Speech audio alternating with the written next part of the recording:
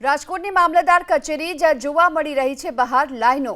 દબાણને લઈને નોટિસ બાદ પુરાવા રજૂ કરવા માટે અરજદારો પહોંચ્યા। જંગલેશ્વરના 1000થી વધુ મિલકત ધારકોને નોટિસ આપવામાં આવી છે। દબાણ હટાવી લેવા પ્રશાસને આ નોટિસ પાઠવી છે। પુરાવા રજૂ કરવા માટે અરજદારો હાલ પહોંચી રહ્યા છે। પ્રશાસને દબાણ હટાવી લેવા માટે 2 વખત નોટિસ ફટકારી છે અને હવે આ નોટિસ મળતાની સાથે જ પુરાવા રજૂ કરવા માટે પહોંચી રહ્યા છે લોકો।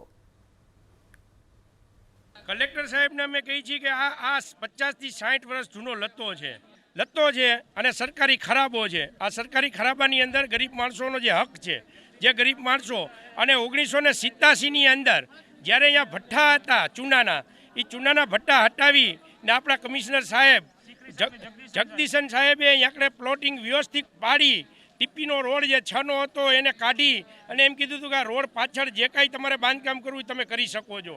એ 1987નું એ બધા અહીંયાના જે જૂના રહેણાંક છે એની પાસે છે અને આ લોકો અત્યારે ઓછિંતાના કોર્પોરેશને જે નોટિસો ફાળવી છે નદી કાંઠો કે જે એને એ લોકોને રિવરફ્રન્ટ બનાવવું છે, બરોબર છે। આ ગરીબ માણસોને નોટિસો ફાળવી છે કે તમારા મકાન જે છે એ સરકારી જમીન ઉપર છે। હા, બેશક અમે સરકારી જમીન ઉપર છીએ, પણ તો અમારે જવું ક્યાં હતી?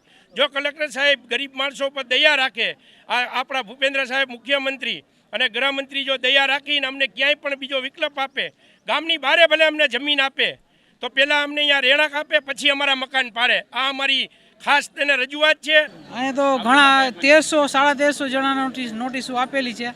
લગભગ બધા લોકો અત્યારે અહીંયા નોટિસોના જવાબ દેવા આવ્યા છે। અહીંયા બધા આધાર પુરાવા લઈને અમારામાં આધાર પુરાવામાં છે લાઇટ બિલ છે, પછી આપણે વેરા બિલ છે, પછી લખાણ એક છે, અમે જે જમીન લીધી હતી એનું લખાણ છે થોડુંક સ્ટેમ્પ પેપર ઉપર જૂનું, એ 1985 સાલનું મારા પપ્પાનું નામનું લખાણ પડેલું છે, એ લઈને આવ્યા છીએ અમે।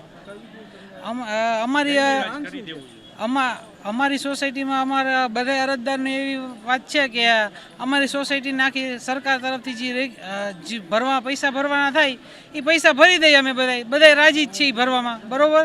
અને અમારી સોસાયટીને રેગ્યુલાઇઝ કરી દો, અમારી બધાની માંગ એવી જ છે અત્યારે।